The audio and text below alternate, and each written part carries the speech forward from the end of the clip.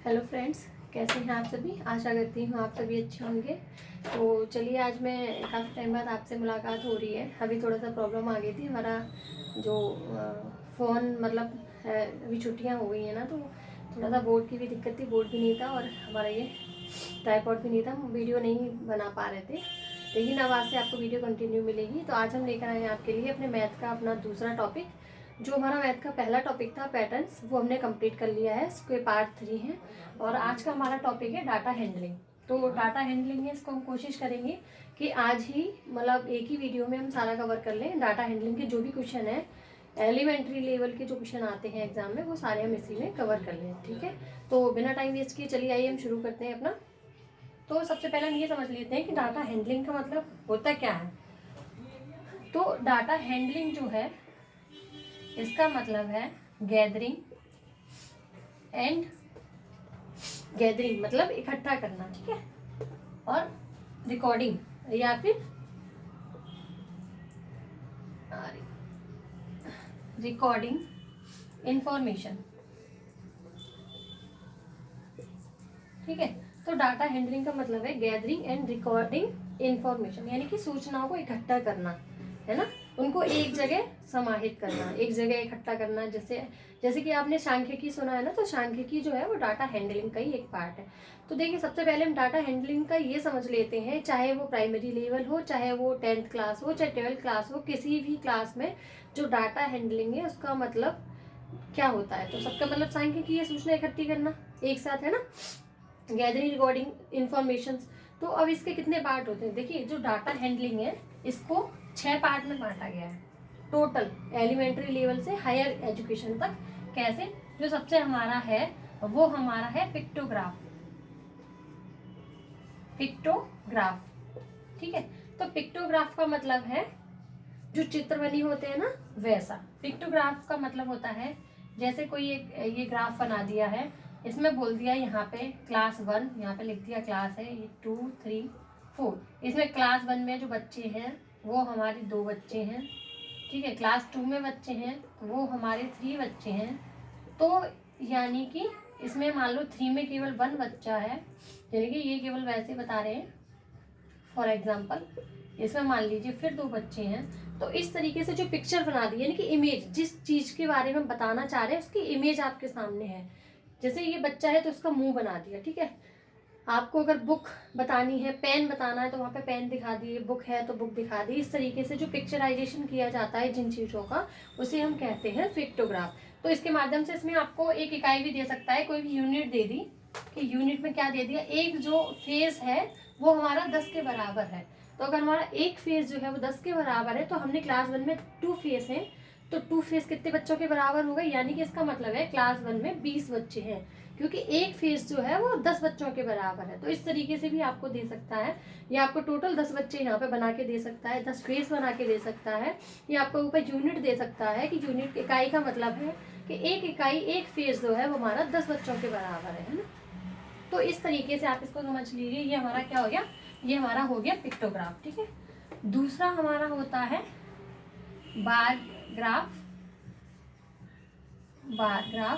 और block diagram, ठीक है,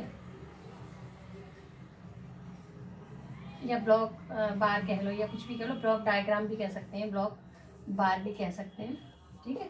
तो हमारे ये हो गया बार। अब बार वाला कौन सा, ये बार वाले क्वेश्चन आपने पढ़े हैं, है ना।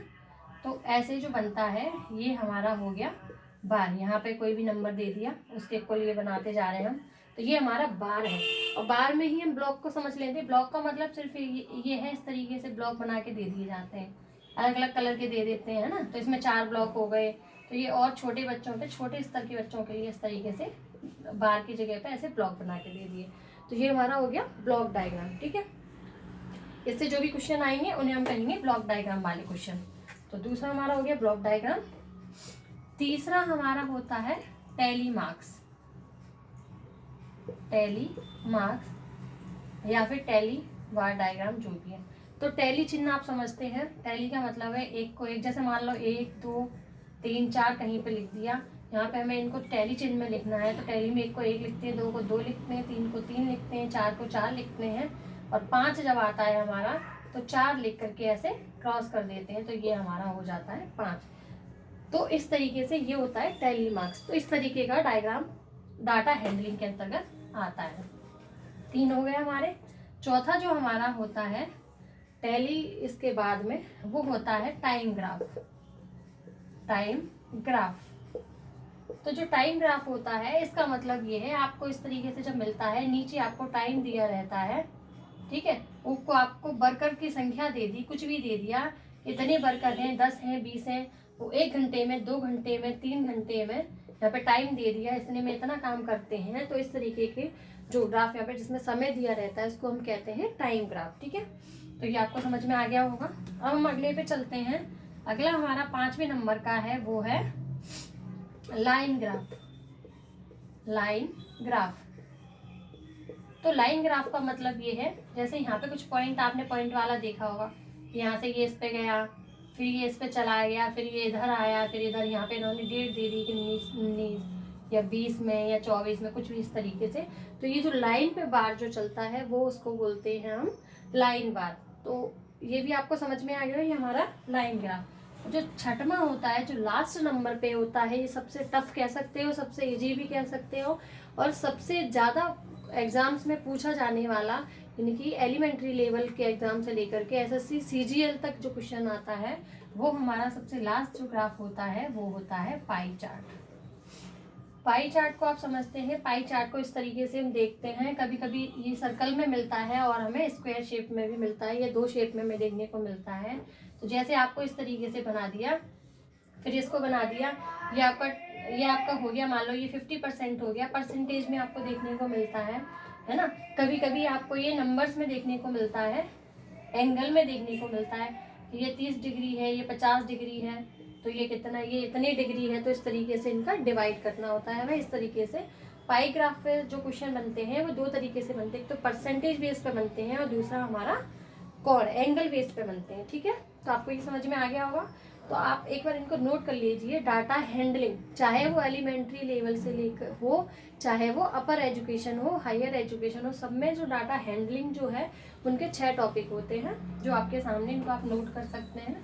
अब इनको कर लीजिए, फिर हम आगे बढ़ते हैं और हम समझते हैं सबसे पहले पिक्टोग्राफ को। आप एक बार इनको कर लीजिए, फिर हम समझते हैं।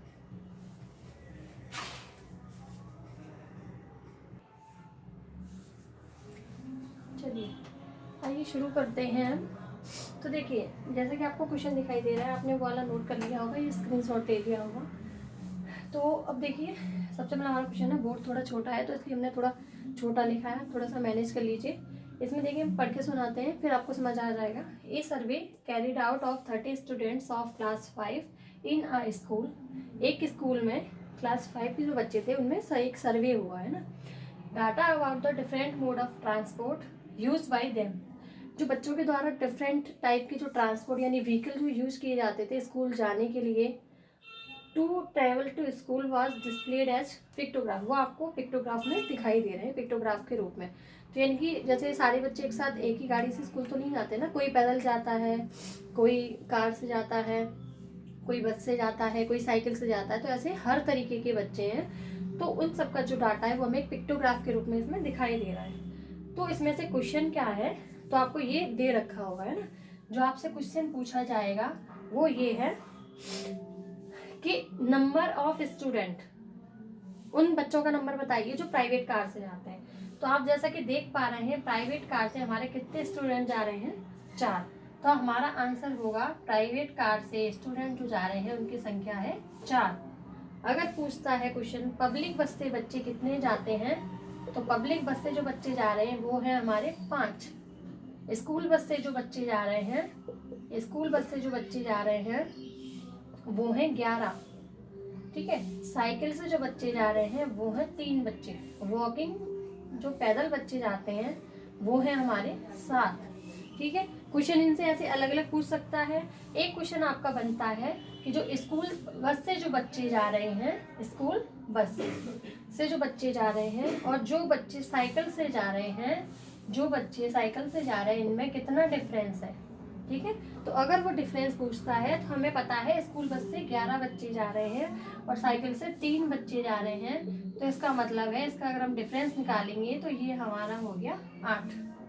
ठीक है, तो ये 8 वाला। किसी भी प्राइवेट कार में, पब्लिक बस में इनमें से डिफरेंस आपसे पूछ सकता है, तो आप इस तरीके से सारे संख्या निकाल के उसको इस तरीके से माइनस कर सकते हो। आप इसको नोट कर लीजिए, फिर हम चलते हैं आगे और अपना दूसरा क्वेश्चन सॉल्व करते हैं। एक बार कर लीजिए।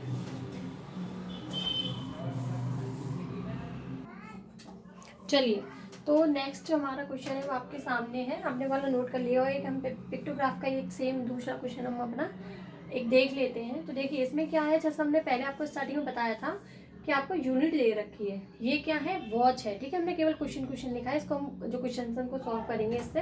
तो देखिए ये आपको डेज दे रखे हैं, यानी कि सप्ताह के जो 7 दिन है वो दिन दे रखे हैं। इधर आपको number of wrist watches manufactured, एक हफ्ते में कितनी वॉचेज जो है जो वो मैन्युफैक्चर होती है उनके बारे में उनकी संख्या दी। अब देखो इसमें क्या दे रखा है, जैसे आपको 1 2 3 4 5, मंडे को 5, ठीक है 5 दे रखी है। लेकिन जैसा कि हमने बताया था इसमें यूनिट भी दे देते हैं कभी कभी, तो इसमें आपको यूनिट दे रखी है कि एक जो वॉच है वो आपके 100 वॉच के बराबर है। ठीक है, तो एक वॉच अगर आपके 100 वॉच के बराबर है तो इसका मतलब क्या हुआ, 1 2 3 4 5, मंडे को कितनी वॉच बनती है, 500। ठीक है, मंडे को वॉच कितनी बनती है, 500। तो अगर आपसे पूछेगा कि मंडे को कितनी वॉचेस मैन्युफैक्चर हुई हैं तो आपको आंसर देना है 500। ठीक है, क्योंकि 5 है और एक हमारा 100 के बराबर है तो हमारा हो जाएगा 500।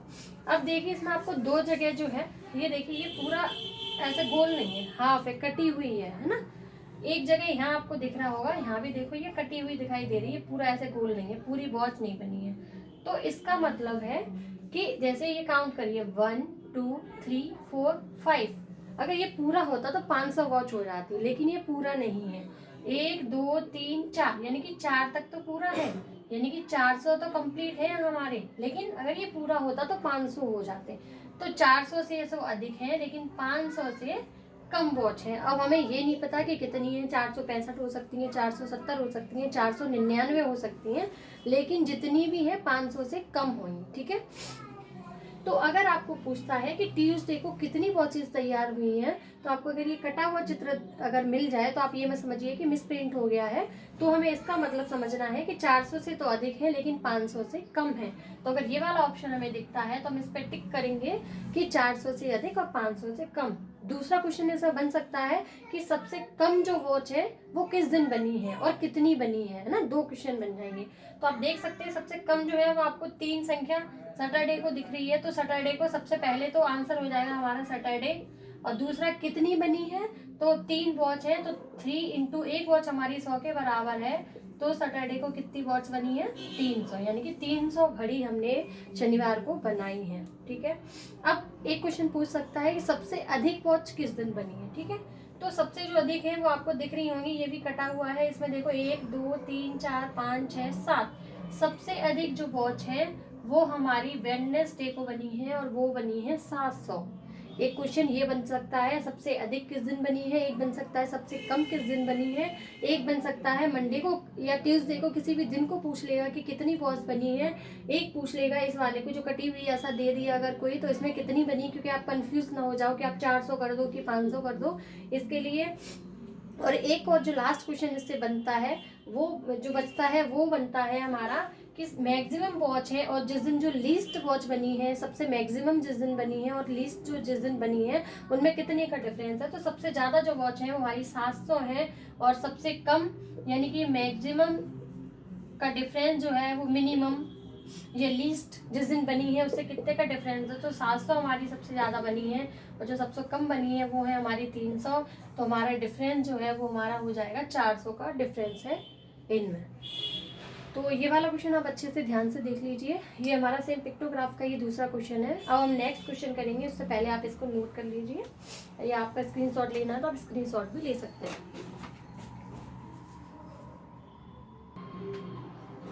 चलिए,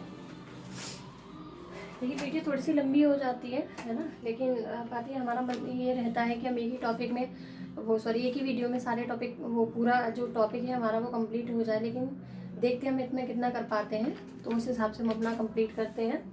तो चलिए आइए पहले देख लेते हैं। हमारा जो क्वेश्चन है वो है हमारा बार ग्राफ का। तो बार ग्राफ को आपको बता दिया है कि बार ग्राफ क्या होता है। तो देखिए आपके सामने क्वेश्चन दे रखा है, इसमें देखिए थोड़ा छोटा लिखा है, इसको आप मैनेज कर लीजिए, मैं पढ़ के बताऊंगी, आप उसको नोट कर सकते हैं अगर आपको कुछ समझ में नहीं आ रहा है तो the bar graph given below shows the amount of wheat purchased, यानी कि जो बार ग्राफ जो दे रखा है वो किसका है, व्हीट परचेज्ड का, हमने गेहूं खरीदा है, ठीक है, by government during the year 98 से लेकर के 2002 तक। गवर्नमेंट ने जो गेहूं की जो परचेजिंग की है 1998 से लेकर के 2002 तक के, उसके बारे में ये ग्राफ दिया गया है। और ये ग्राफ आपको बता रहा है हमने किस साल में कितना गेहूं खरीदा, ठीक है। तो हम ये देखते हैं, और जो यूनिट है इसमें दे रखा है, जो ये यूनिट है वो टन्स में दे रखी, मिलियन टन्स में, ठीक है, मिलियन टन्स में दे रखी है आपको, यानी कि ये 5 है, 5 का मतलब है 5 मिलियन टन्स, 10 मिलियन टन्स, ठीक है, इस तरीके से ये आपको दे रखी है। तो हम इसका पहला क्वेश्चन समझते हैं। पहला क्वेश्चन है, in which year maximum purchasing wheat purchasing by government, यानी कि मैक्सिमम सबसे ज्यादा गेहूं किस साल खरीदा है। तो आपको दिख रहा है बार ग्राफ सबसे लंबा किसका है, वो आपको दिखाई दे रहा है। सबसे लंबा जो है वो हमारा ये है 2002 का। तो हमने कितना, अगर 2002 का है तो इसका आंसर हमारा हो जाएगा, हमने 2002 में सबसे ज़्यादा परचेजिंग की है। अगर ये पूछता है कि कितनी की है, तो 2002 का जो बार ग्राफ है वो हमारा देखिए 30 के सामने आ रहा है, तो 30 मिलियन टन्स, ठीक है आंसर, क्योंकि यूनिट हमें मिलियन टन्स दे रखा है तो हम इसको 30 मिलियन टन्स बोलेंगे, ठीक है। इसके अलावा कुछ और बोल सकता है आपको, तो गलत हो जाएगा। आपको ये यूनिट का ध्यान रखना है कि आपको यूनिट कितनी दे रखी है। अगर वो पूछता है सबसे मिनिमम परचेजिंग किस ईयर में हुई है, तो जो मिनिमम परचेजिंग हुई है वो हुई है हमारी 1998 में, और जो कि है 15 है, तो 15 मिलियन टन्स, 15 मिलियन टन। अब एक क्वेश्चन ऐसे जो क्वेश्चन बनते हैं वो सारे क्वेश्चन आप समझ लीजिए, इससे बाहर कोई क्वेश्चन नहीं आएगा। बार ग्राफ से अगर जो भी क्वेश्चन आएगा वो इन्हीं क्वेश्चनों में से आएगा। आपको मिनिमम पूछ सकता है, मैक्सिमम पूछ सकता है, किसी ईयर पर्टिकुलर ईयर का नाम देके पूछ सकता है सन 2000 में कितनी परचेजिंग की है। तो 2000 में आप देख सकते हो ग्राफ 20 के सामने है, तो 20 मिलियन टन परचेजिंग हुई है, ठीक है, 20 मिलियन टन। एक क्वेश्चन बन सकता है क्या किसी 2 साल में इक्वल हमने परचेजिंग की है, सेम परचेजिंग की है, तो वो आपको दिखाई दे रहा है सन 2000 में और 2001 में हमने सेम परचेजिंग की है, यानी कि 20 मिलियन टन की परचेजिंग की है, तो जो कि हमारी सेम वैल्यू है। तो एक ये वाला क्वेश्चन हो जाएगा। एक हमारा जो लास्ट क्वेश्चन इससे बनता है वो क्वेश्चन हमारा बनेगा कि हमने 2000 जो सबसे मैक्सिमम परचेजिंग की है और सबसे मिनिमम परचेजिंग की है उसमें कितने टन्स का डिफरेंस है, कितने टन या कितने साल बाद की है, साल का डिफरेंस भी पूछ सकता है। तो हमने 1998 में सबसे कम की है, 2002 में सबसे ज़्यादा की है, तो 2002 में से अगर हम माइनस करते हैं साल को तो 4 साल में हमने जो मतलब 4 साल का डिफरेंस है, तब जाके हम मैक्सिमम परचेजिंग कर पाए हैं। या वो आपको वो मिलियन टन्स में उसकी वैल्यू पूछ सकता है कि कितने टन्स का डिफरेंस है। तो 2002 में आपको पता है कि 2002 में हमने 30 मिलियन टन की परचेजिंग की है और इसमें हमने 15 की है, तो जो हमारा डिफरेंस है वो भी 15 मिलियन टन्स का ही आएगा।